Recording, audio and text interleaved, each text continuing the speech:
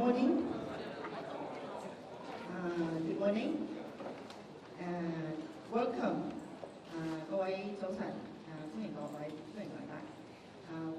Welcome to the public speech organized by Amnesty International Hong Kong. I'm Mabel Au. I'm the director of Amnesty International Hong Kong. We are the national chapters of Amnesty International in Hong Kong. And really welcome, and then we are very happy to see a lot of you here. Well, today we will have a 1 hour public speech, and then at first we will have a speech from our Secretary General, Mr. Salil Shetty, and then we will have Mr. Bruce Lui, and then he will give us some response on the speech, and then we will have Ms. Serenade Wu Lai Wan, and then help us to moderate the question and answer section. And then we have the press here because today is about freedom of expressions. And then of course, our press, we are very much, your question is very much welcome. So please feel free to give us your questions. And then, well, without any further ado, then I will invite our guest today to come over to the stage, Mr. Shetty, and then Mr. Bruce Lui and Ms. Wu Lai Wan. Please.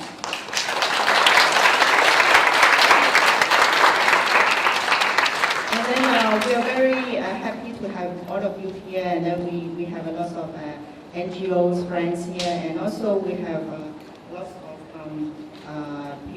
friends from different consulates from Australia, Austria, Bangladesh, Czech Republic, and then Finland, France, Italy, Netherlands, Switzerland, and US. It's really a lot of you. If I haven't really, mentioned the consulates. Sorry about that because I haven't had the first-hand information.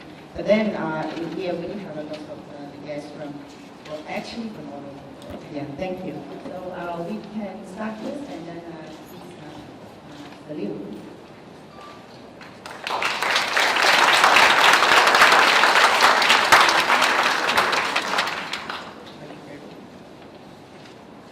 Thank you all for joining us this morning. I'm very happy to be back here in vibrant and dynamic Hong Kong.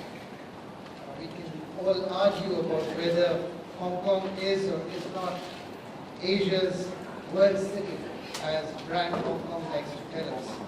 But one thing is clear, whether you're talking about finance, commerce, trading, education, tourism, or culture, Hong Kong is indeed one of the most important cities in the region. But as many of you all know too well, not everything is rosy here right now. In particular, Amnesty International is deeply concerned about the deteriorating state of freedom of expression in Hong Kong, and that is the subject of today's discussion.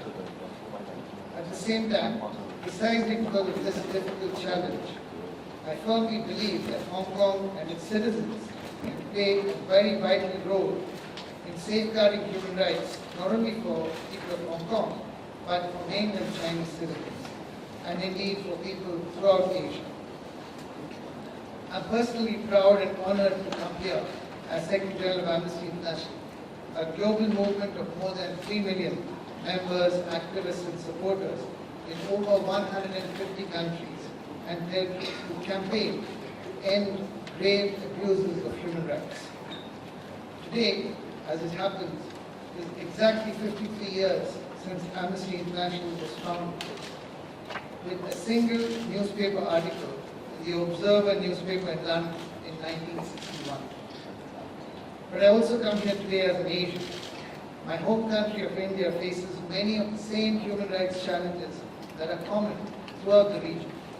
Land grabs and forced evictions, exploitation of migrant workers, and repression of sexual and reproductive rights, as well as lack of access to justice and courts, attacks on human rights defenders, and the continued use of the death penalty. Now regionally, we as Amnesty International are working on many of these very important issues. Forced evictions in Cambodia, police reform in Indonesia, detention and torture in Myanmar or Burma, and the threats to human rights defenders in China, just to name a few. Critical to the success of promoting human rights in each of these areas is the freedom of expression. And Amnesty International's vision is for every person in every part of the world to enjoy all the rights enshrined in the Universal Declaration of Human Rights and other international human rights standards.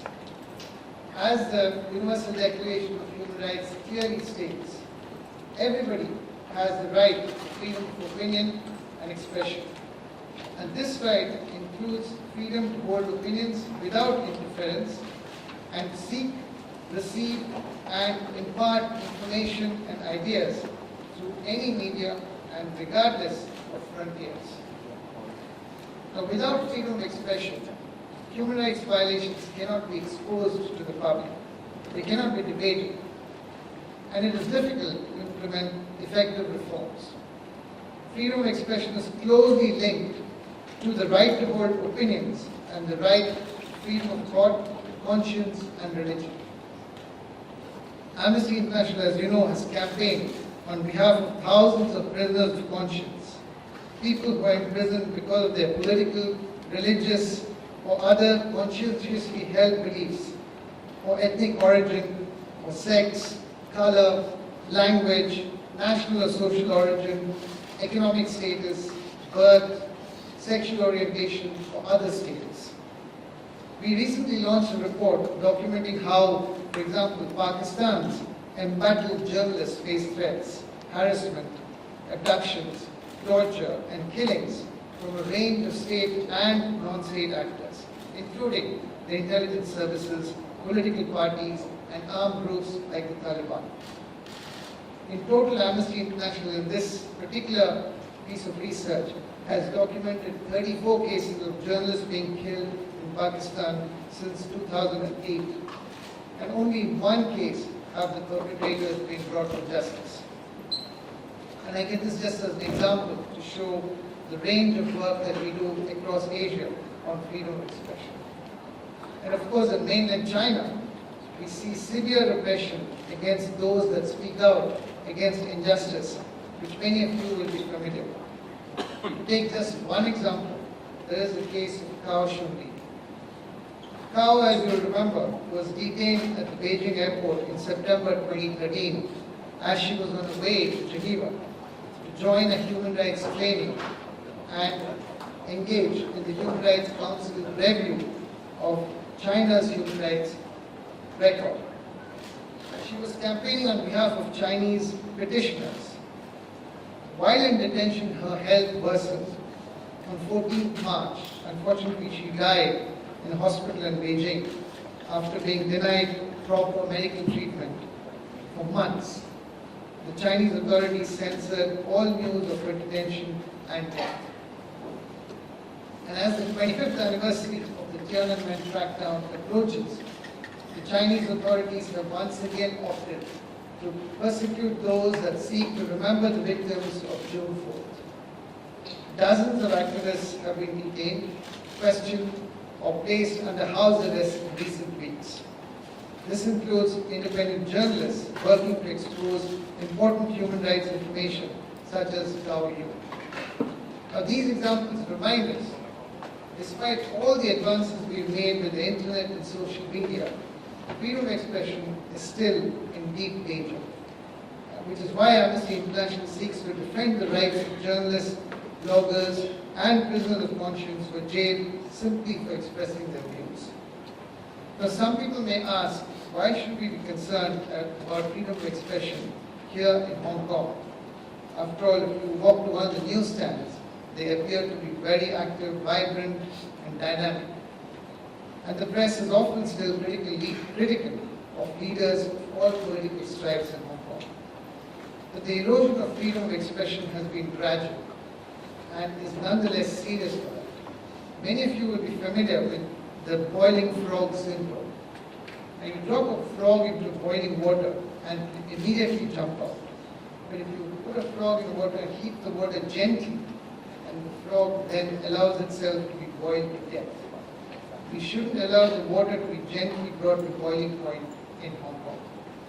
The Hong Kong Press Freedom Index, an index designed by the Hong Kong Journalists Association, along with other consultants from the University of Hong Kong, recently surveyed both the general public and journalists to assess the perceived levels of self-censorship, management interference in journalism, and the degree to which reporters hold back on criticism for fear of reprisals. What was striking about these figures is that the journalists' own views on press freedom and self-censorship are even more pessimistic than those of the general public. Organizations like Reporters Without Borders and Freedom House note that Beijing continues to exert influence over Hong Kong's media through direct pressures by the liaison office or through indirect interference by editors whose views are perceived as compromised because they sit on government bodies within mainland China, or by owners who have business interests within mainland China. But despite all of these concerns, Hong Kong still does have a considerable degree of freedom of expression. Given its status as a region within the People's Republic of China, this makes Hong Kong truly unique. As we all know, under the framework of one country, two systems, Hong Kong retains its own governance structures and institutions. It is important to remember that Article 19 of the International Covenant on Civil and Political Rights, the ICCPR, protects the right to freedom of expression. And the ICCPR applies to Hong Kong since the UK government ratified the covenant and subsequently the government of the People's Republic of China confirmed the continued application of the covenant with respect to Hong Kong. Furthermore, Article 39 of the Basic Law of Hong Kong ensures the continued application of the ICCPR. Also, Hong Kong has enshrined the covenant's obligations regarding freedom of expression into its own legislation through the Basic Law and Hong Kong's Bill of Rights.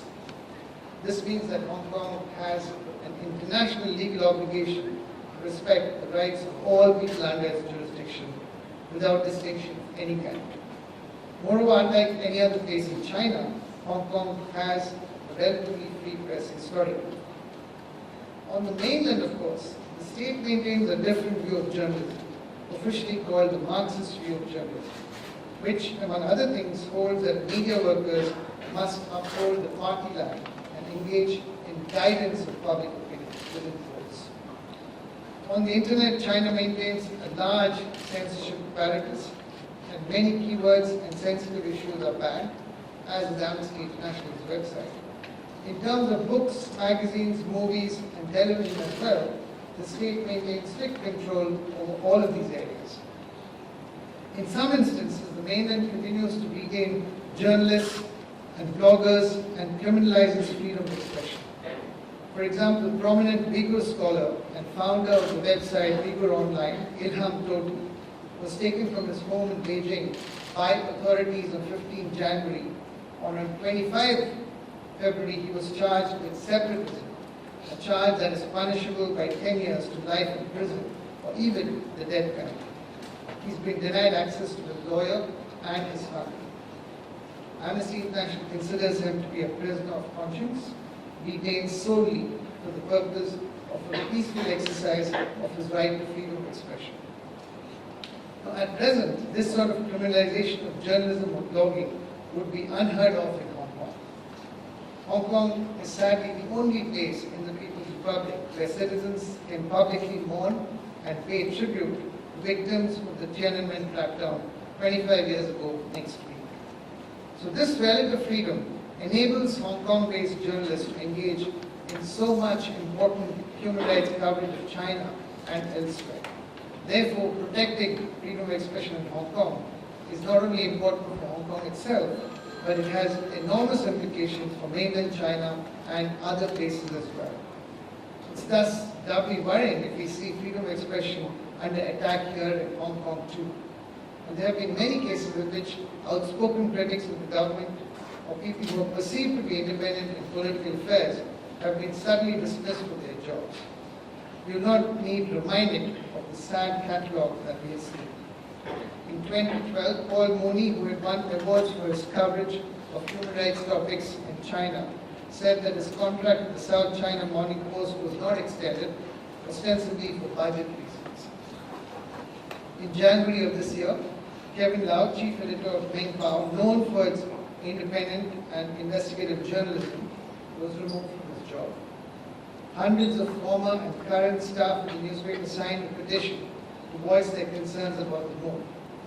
In February this year, the outspoken commercial radio host Ms. Li Wei-ling was sacked in what was widely seen as the result of government pressure. In short, these are signs of a worrying pattern, although the companies have denied political interference in making these decisions. In addition, there have been numerous attacks on the offices of media organizations and attacks on journalists themselves. In 2012, the offices of Hong Kong Independent Media in Wan Chai were broken into by 4 masked men who smashed computers and left. In 2013, Chen Ping, the investor and publisher of iSun Affairs, a weekly magazine which publishes independent news and commentary in Hong Kong, Macau, and Southeast Asia, was beaten by 2 men with batons while he was getting into his car. Finally, of course, in February of this year, in Taiwan, Kevin Lau was attacked while he was getting out of his car. He suffered major injuries to his legs and back and was in critical condition in hospital. It's important to keep in mind the context of this violence. Random violent crime is relatively rare in Hong Kong. Hong Kong is one of the lowest murder rates in the world. Therefore, it's appalling that there have been numerous violent, high-profile attacks against journalists and media workers. Under international law, governments have a clear duty to protect journalists. The UN Human Rights Committee has noted, and I quote, states parties to the ICCPR should put in place effective measures to protect against attacks aimed at silencing those exercising their right to freedom of expression. Similarly, the UN Special Rapporteur on the promotion and protection of the right to freedom of opinion and expression has pointed out, and I quote again, systematically allowing those responsible for killing journalists or social communicators to go unpunished could be interpreted as tolerance or acquiescence on the part of the state. The Hong Kong government, of course, has condemned all of these incidents, but most of the incidents remain unresolved to this day. Ensuring the safety of journalists and media workers in Hong Kong is absolutely the government's obligation under international law. Moreover, some of the key industries of Hong Kong's economic growth and vitality benefit from a strong climate of freedom of expression, which allows for uninhibited creativity and innovation along with the rule of law. Creativity and innovation, as we know, have given Hong Kong a clear strategic advantage. The financial services sector and the tourism sector, just as 2 examples, would be negatively affected if freedom of expression were to deteriorate significantly. Imagine if financial traders could not get uncensored economic data, or imagine if tourists could no longer trust the products on sale in Hong Kong are safe, because consumer safety scandals were covered up by the government and powerful interests. But my main message here today is one of hope. The Chinese word for crisis is made up of the character for danger and the character for opportunity, which seems very appropriate. The danger, of course, is that the attacks on freedom of the press could cause people to avoid speaking out, and fear will encourage silence. However, one simply has to look at what happened after Kevin Lau was attacked. Something truly remarkable and inspiring happened. More than 8,000 people marched in the streets of Hong Kong, rallying with the slogans, "They can't kill us all." If the goal of the attack was to make Hong Kongers fearful, it miserably failed. If the goal of the attack was to deter Hong Kong journalists from defending freedom of expression and doing high-quality journalism, then again it failed. Hong Kong society has responded by affirming core principles and values: human rights, freedom of speech, freedom of peaceful assembly, freedom of religion or belief, rule of law, and democracy. These have truly become Hong Kong values in the hearts of Hong Kong people. There are also some troubling signs in the region. In times of tension, governments often crack down on critical reporting and civil society under the pretext of, and I quote, tense international situation. It's therefore even more crucial that different elements of civil society work together to promote human rights and strive together to create an Asia defined by its respect for human rights.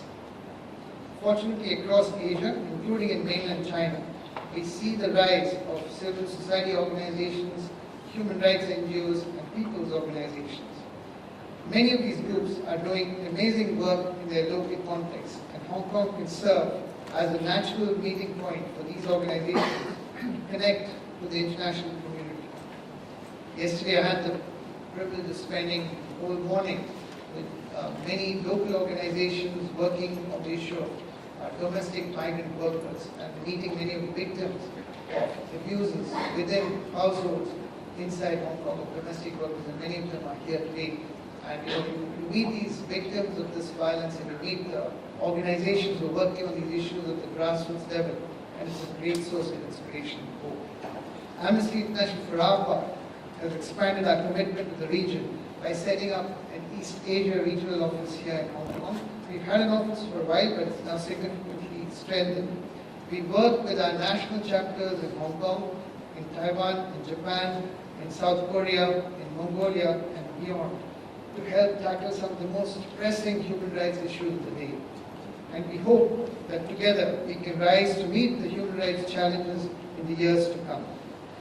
Similarly, there are many journalists based in Hong Kong who have done excellent work in advancing human rights in the region, as recognized by the annual Human Rights Press Awards, co-organized by the Foreign Correspondents Club in Hong Kong, the Hong Kong Journalists Association, and Amnesty International Hong Kong. The Human Rights Press Awards were the first such honors to be created in Asia, and over the years have achieved international recognition. The list of winners is impressive, with almost 500 entries last year. This enthusiasm, I believe, is indicative of the desire of Hong Kong and Asia-based journalists to continue to fight for human rights. It's also indicative of the pivotal role Hong Kong can play in promoting human rights. The voice of Hong Kong is and can be key, and Amnesty International is proud to be able to take its part in working to hold governments accountable and seize the opportunity to build a strong human rights movement here in Hong Kong, in Asia, and across the world. And thank you for your part in making that possible, and I look forward to your questions. Thank you very much.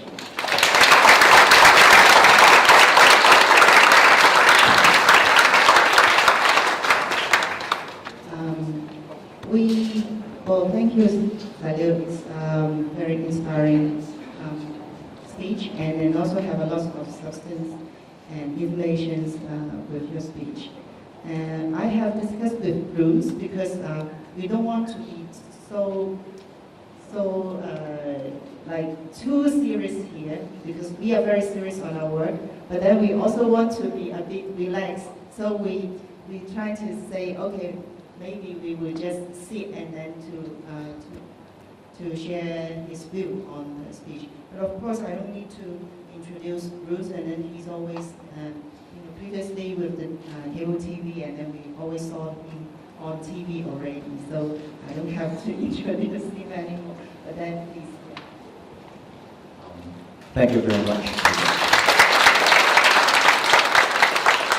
Good morning, dear friends. May I extend my sincere gratitude to Mr. Shetty and also to Amnesty International for their deep concern on Hong Kong deteriorating situation of freedom of expression. I don't know, I should feel honor or shame about the concern by Mr. Shetty. Because Hong Kong, as a world-class international city, we have very well-established legal system and vibrant economy. we still need the efforts from Amnesty International to concern so much on the situation of freedom of expression in Hong Kong. If those kind of efforts are being put on saving more lives in Third World, in putting more families in unity, in saving more people from the jail, then I think this should be more meaningful. But however, this is the situation we face in Hong Kong today.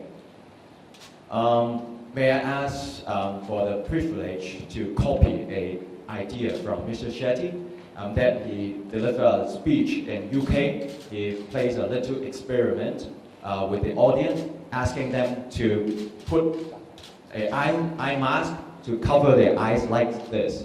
But of course, we don't have the eye mask here, and we are not talking about darkness. We are talking about the freedom of expression. So I have a little prop here. That is why I take my bag here with me. I have to hide it. It is a tape. I don't have an eye mask. It's a tape. In preparing my speech, I think if Mr. Shetty used the eye mask to deliver a message on how we face darkness, and if I copy this idea, then I will use the tape to cover the mouth to play this experiment.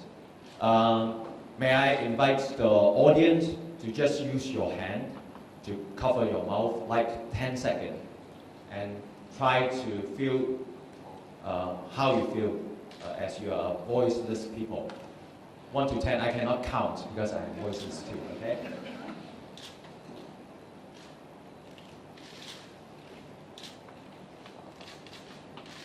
Thank you so much. This is not your hand. This is a hand from nowhere, maybe from the north, maybe from the people in power. But this is a hand that makes Hong Kong people and Hong Kong reporters sometimes voiceless. This is not only the matters of media, but also from the other sectors, other spheres in Hong Kong.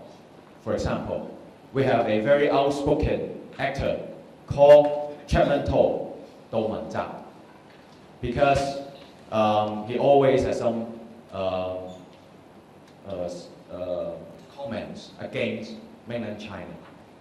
And now he is being boycotted from, showing his movie in mainland China, and also the movie makers saying, no, please come to me. We have an art designer, an artist from Singapore called Li Wen. He joined the Art Basel 2014 in Hong Kong recently, and he was being beaten suspiciously after he made his comment against China revenge on a mainland artist that is linked to the June 4th massacre. He is an veteran soldier that he became an artist later, and he put on his art show and being revenge, and Li Wen just talk on his behalf to say Beijing should not do so. And we also see that if we are not politically correct, then some academic, like Robert Zhong from Hong Kong U, the poster that do the public opinion poll, he is being targeted in front of the mainland Chinese official, in front of the camera, and saying that he is manipulating the public opinion against Beijing whenever there is some critical situation. Apart from that, we also see that the mainland, the China leaders, the Vice Chairman Li Yuanchao asked all the Hong Kong media boss to see him. And he just demand the media pause. Whenever you do the reports on Occupy Central and the political reform of Hong Kong, you must be objective, reasonable, and then balanced. Also, you should do your report from the views of the national interest and Hong Kong interest. We think that it is a very serious intervention and pressure to our Hong Kong press. I myself have experienced some direct pressure from mainland China. 5 years ago, also in the background of the commemorate of June 4th 20th anniversary. A high-ranking official from the information department from the State Council, she asked me for coffee in the summer holiday, and she demanded my television not to broadcast or broadcast less on how Hong Kong people commemorate June 4th massacre in Victoria Park. She said, China has moved on.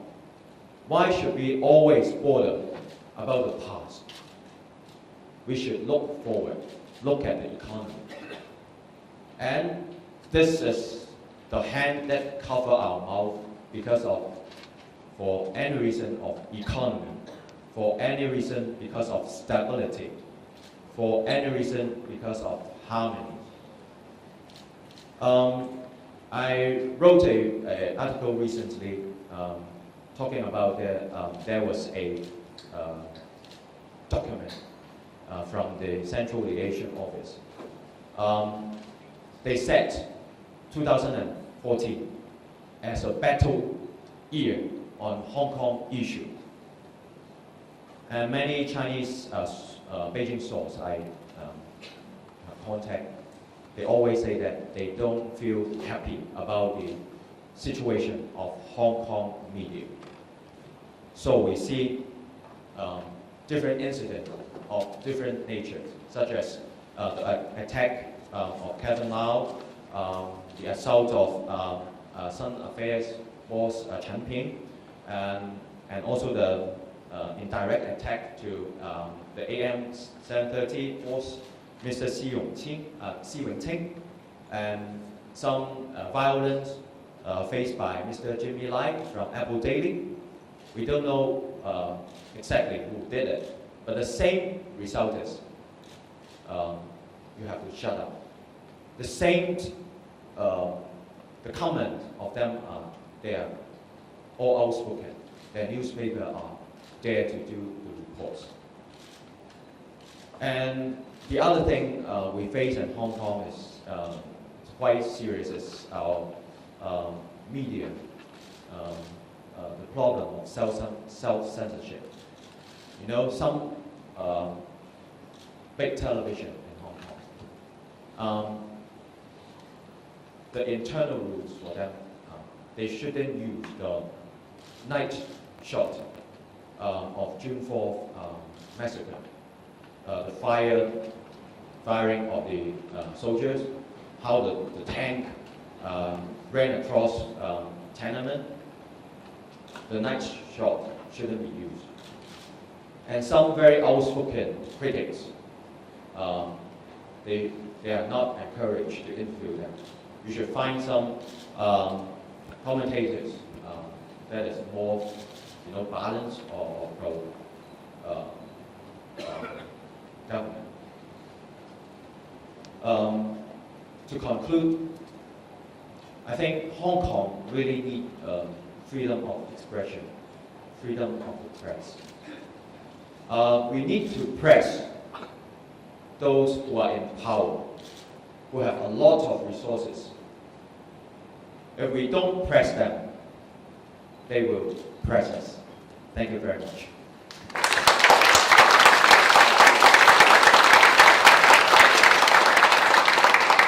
Thank you, Bruce. It's always very inspiring to hear Bruce, not only on TV, but of course, we always talk, and then we always find it is very inspiring and interesting. Now we would like to take questions, but then let me introduce. Salil actually is from the International Federations of Journalists, and then also used to be Amnesty International's member, and also the Hong Kong Journalist Association's chairperson. And we are now taking questions. Please, after Salil identify you, and then please also introduce yourself with your name and which groups that you come from. And also for, I know that lots of consulates and embassies and US are here, and then maybe you also want to raise questions, and then please feel free to do so. And then I hand over the time for Salil. And then we will have around like 20 minutes to take your questions. Thank you, Michael. Okay, before we start the Q&A sessions, may I have some echo to those two prestigious speakers? Thank you so much for Salil and Bruce that they share the method of information, their insights and their experiences. And it really showed that how important press freedom it is.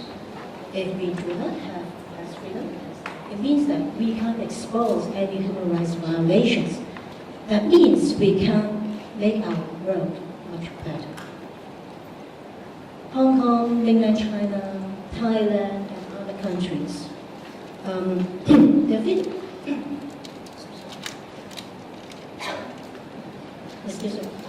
The freedom of expressions and freedom of the press are indeed equal threat. However, I'm still very afraid, as Salil said. Hong Kong still has a group of excellent journalists who persist of finding of truth and concern of human rights. And freedom of the press actually indeed is the basic right of every single individual. We have our duty, we have to defend these rights. Although we only have a pen, we do not have power to appoint anyone to become our chief executive. We do not have a machine to print money. And of course, we do not have any guns. We still remember and understand that this is our duty as a journalist. We have to defend freedom of the press. And I'm sure it's already in our heart of our fellows. So, unfortunately, I believe more difficult days come soon. But if Amnesty International, fellows from the floor, fellows from the floor, and other international media organizations like the one that I'm serving for, I believe if they voice out our concerns, our difficulties, it will become the power of all the journalists. And let them know that they do not have to fear of any circumstances, because unity can withhold any storm and any threats. Thank you. Okay, then let us go to the Q&A sections. If you don't mind, please identify your names and the organizations that are coming from. And at the same time, since this is a unique opportunity for Salil to come over to Hong Kong, and I believe there are a lot of questions that we would like to ask from the media sessions. So I prefer to give questions to the media first. And of course, every single person that you do have the equal rights. So, okay, let us start. Let's go to the ladies wearing the white shirt. Hi, this is Ollie from Apple Daily. My question is, thanks for the report today saying that CY Leung, the Chief Executive of Hong Kong, discussed with the members from the business sector and told them not to put advertisement on Apple Daily. How do you respond to that, and what do you think Hong Kong people can do about it? Thank you.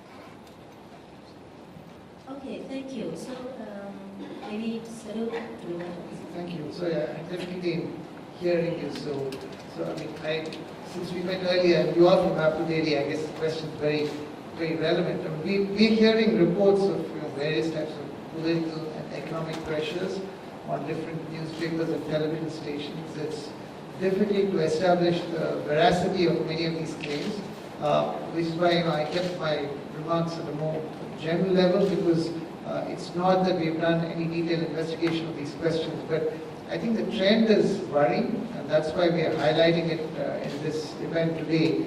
We don't want to wait before it's too late. I think it's absolutely right for Amnesty International to sort of fire early warning sort of shot at this point, that there seems to be a trend.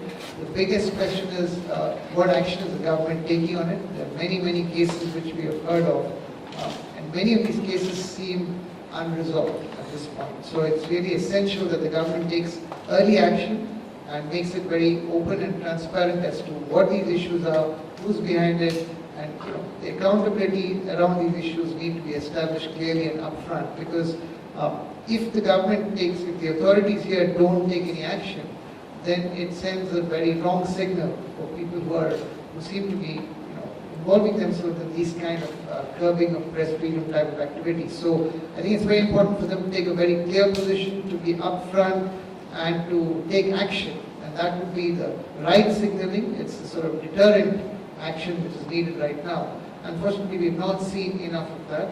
Beyond a condemnation, not enough action seems to be visible. Thank you. Then, any person from the media? Can you identify yourself? Chairman Chen, local press. Chairman Chen, local press. We represent the local, a unique local subaltern voice. We regret that yesterday that Amnesty Hong Kong failed to arrange us to interview Mr. Shetty in private. We wish we could be given more time now. Mr. Shetty, how much do you know about freedom of speech in Hong Kong, apart from Kevin Lau and Lee Wai Ling, etc.? Do you know that the local subaltern voice of Hong Kong citizens are ignored by dominant media, both here and overseas? For example, the Society for Community Organizations recently went to the United Nations and alleged that mainland Chinese were discriminated against in Hong Kong. On the other hand, 8,000 Hong Kong citizens have co-signed a petition letter to the UN stating that Hong Kong citizens are being discriminated against in Hong Kong. For example, Hong Kong people are being deprived of their right to education in their own mother tongue, that is Cantonese. And also, Hong Kong has no power to control immigration from China. Without taking this public opinion into account, the United Nations has carelessly and hastily recommended, I think it's just yesterday, that Hong Kong government should illegalize discrimination against mainland Chinese in Hong Kong. This, we foresee, will probably cause most severe conflicts between ethnic groups in Hong Kong. What do you think about this, and how will you follow it up? Secondly, many Hong Kong citizens no longer trust the Hong Kong Alliance in support of democratic movements in China, and instead of going to their Tiananmen Tiananmen Square massacre candlelight vigil this year, many Hong Kongers will do the mourning themselves in another venue. This is because the main organizers of the Hong Kong Alliance in support of democratic movements in China have signed it. They are compradors who have sided with Communist China in its colonization of Hong Kong and have sacrificed local interests.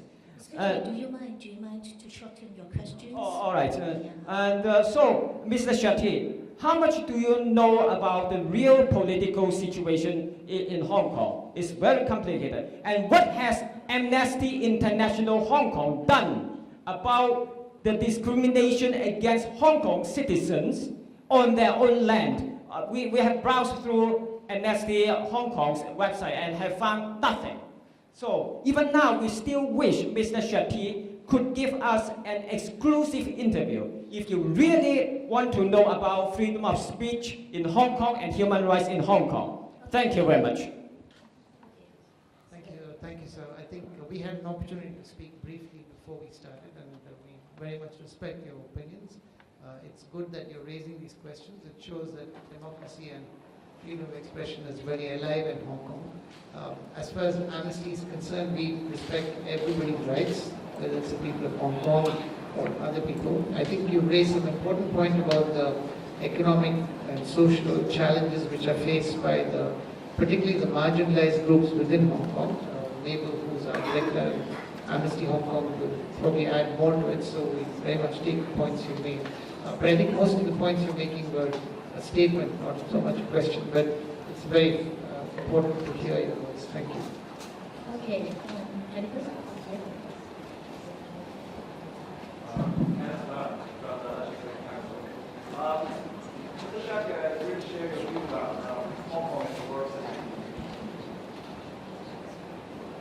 Thank you.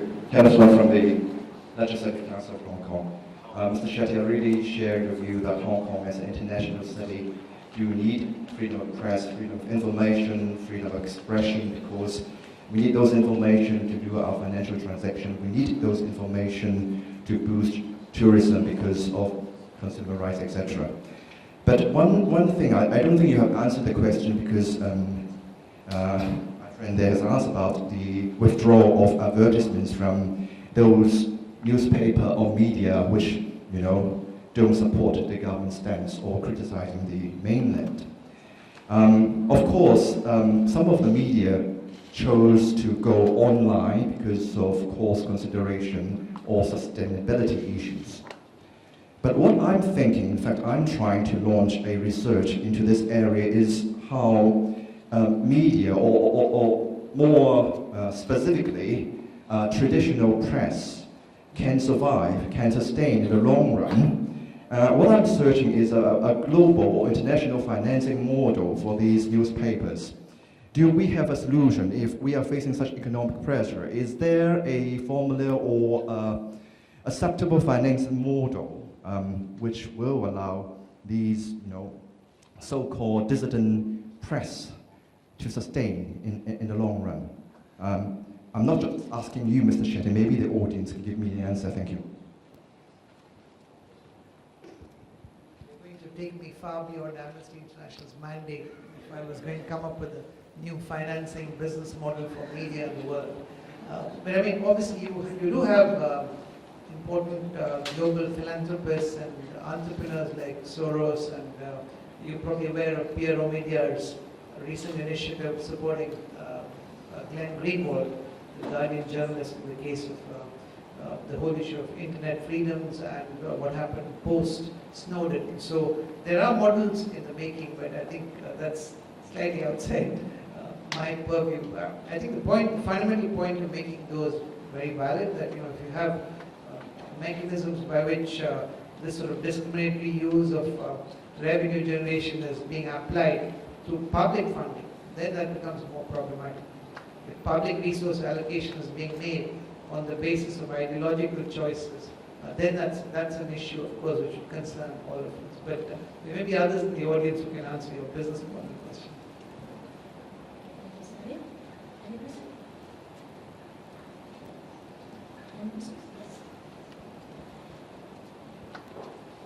everyone. Thank you for holding this event today and for your daily work on these kind of issues everywhere in the world. Mr. Kuen mentioned a deterioration of the situation in Hong Kong, and you have mentioned several past cases and recent cases such as Kevin Lau. I would like to know if are you noticing an increase of control over Hong Kong press and also universities, or can you measure this kind of deterioration? Can you identify yourself? Sorry, I'm Pauline. I'm from the French consulate in Hong Kong.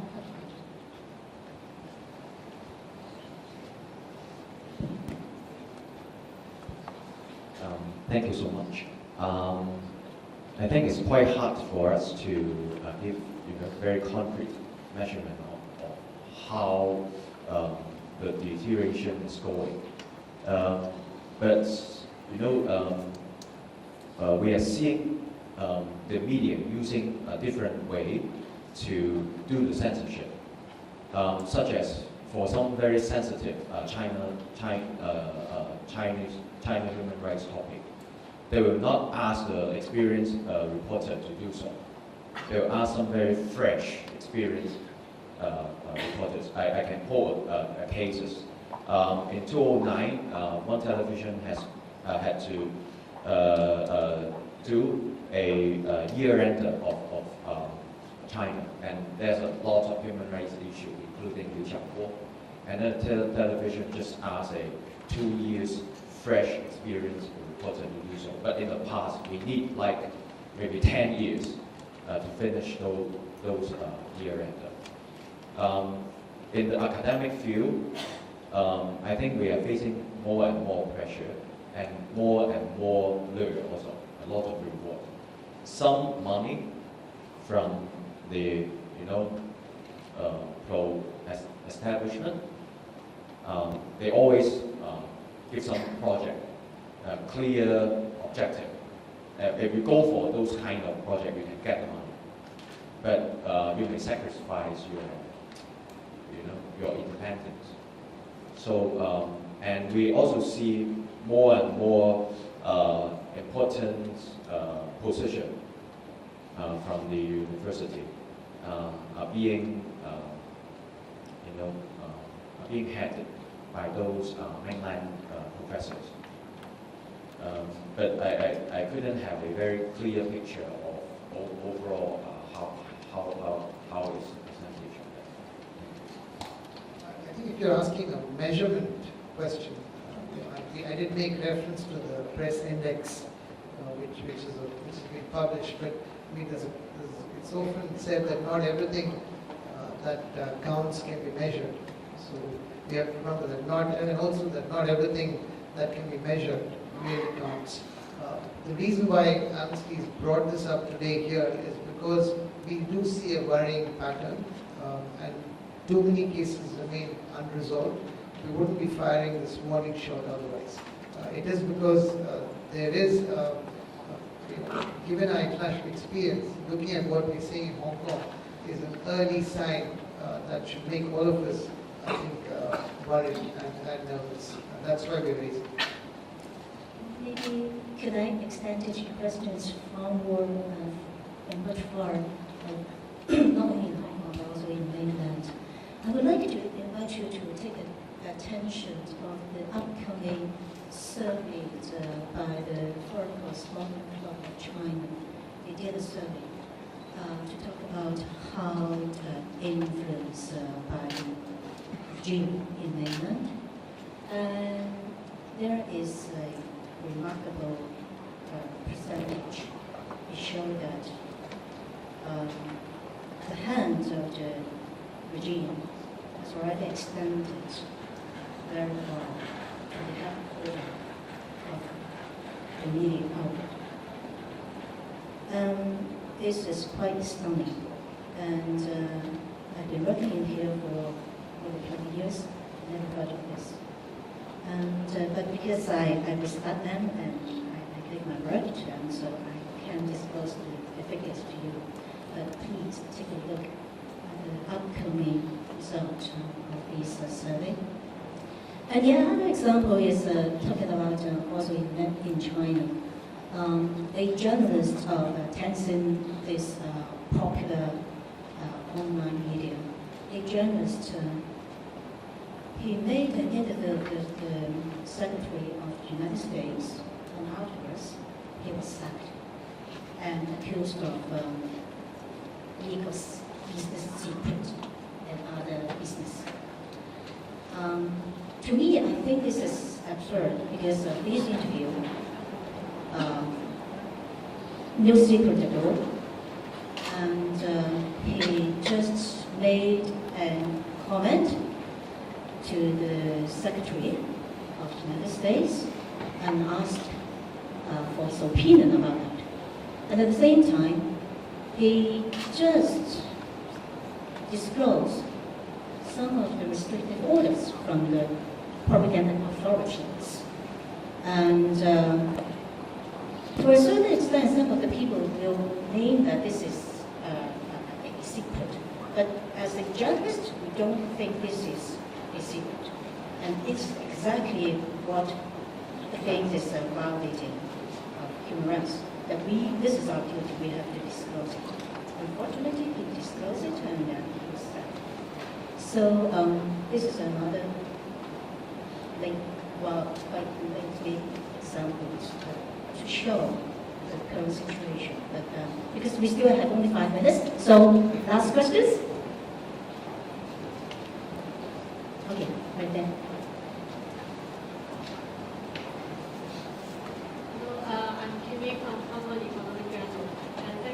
Sharing, and I guess as a journalist we know about the situation, and that's why I want to know more about the way out. So what's your advice to journalists, to Hong Kong people, and to the civil society? What can we fight for our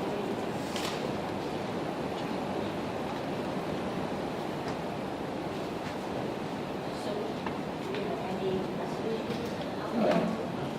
No, I think it's always said eternal vigilance is the price of liberty. So I think the important thing is to, as soon as we hear of cases, I think we need to highlight those, make it known, make it more public. People need to be very vigilant about these kind of cases.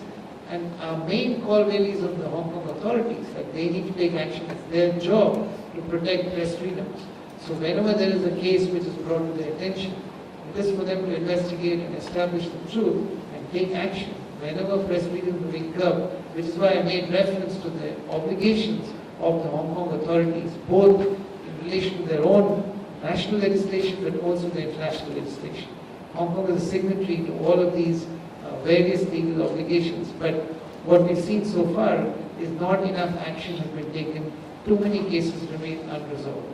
So yeah, it's important for the people to hold the government to account. That is the role of ordinary people and for civil society and for journalists.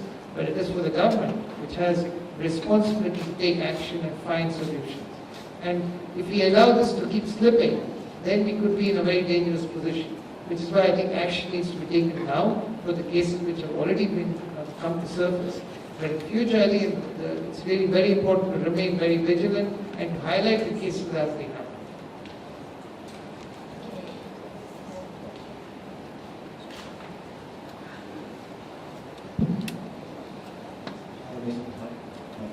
Mr. Shetty, this is Samuel from the Stock China Post. So my question is, do you think there's anything that media bosses, local media bosses, what can they gain if they allow freedom? If they allow freedom for journalists to work? In terms of perspective of running a business, is there anything if they give freedoms to the reporters? I don't know if I'm the only one having difficulty hearing. I'm having difficulty. Sound is sitting here. It's hard. Is it better now? Is it better now? So my question is, do you think local media bosses have anything to gain if they give freedoms to the reporters from the perspective of running a business? I would hope so. That, if you have a media house which is not able to report facts and is not able to express its opinions, I'm not so sure that people are going to continue to read there. Whatever it is, whether it's print, online, or television. The more bland it becomes, the less factual and less honest it becomes, the less interesting it becomes. So there must be a commercial logic to it. But For Amnesty International, it's not a commercial basis. This is a fundamental right. Freedom of expression and press freedom are sort of, integral to the basic fundamental freedoms that Amnesty stands for. So it goes far beyond the commercial considerations. But I would have thought that it would be a bit short-sighted for any media house to start curbing the truth. Because at the end of the day, that's what the public is interested in, knowing what the facts are. I saw those hands all the time, so this is the very last question. Yes. Thank you. We have all of guys here who care about these issues in Hong Kong. There's something we really feel shameful. We share the view with Mr. Lui. Hong Kong is a very well-developed city. We find it quite embarrassing that we don't have a national human rights institution like a human rights commission, which I've been campaigning for. I think Amnesty International must have a lot of experience in how important this kind of institution on the protection of freedom of expression in various jurisdictions. Would such an institution report to Hong Kong? And this year we are 25th anniversary of the June 4 massacre. 5 years ago, we have witnessed serious self-censorship in media enterprise. And I want to know from the journalists here and Mr. Lui and others, people engaging in the industry, whether there are such serious problems this year, and maybe we should get some opinion from the Amnesty International on the recent development. Thank you. I know I think we met before, and I know your antecedents. I know that you've been campaigning and raising this issue for a long time. And certainly the international experience shows that, and this is a key recommendation from the UN bodies as well, there needs to be an independent national human rights institution which can hold the government to account. For sure, that can help. I think it's a combination of things. I didn't go into all the different institutional mechanisms that need to be in place, but I think we will be very supportive of the point you're making. Okay, thank you so much, Salil, and all our friends and media colleagues come over to join this discussion sessions. And may I hand over to my... Yeah, thank you, Serenade. Yes, actually, because we want to thank our guests, and then we have two very beautiful posters from Amnesty that we would like to hand over to our guests. It's very meaningful because we have these posters from our designed from our different sections. So we would like to give these ones to Serenade first. So this is from our national chapter from AI Spain, and then it is about a group of activists. They were first detained, and then after they were released, and then they were cut together, and then it's a very powerful one. Thank you. And then this one is, I don't need to explain, and then it is really specifies to explain that how important freedom of expression is. Thank you, Bruce.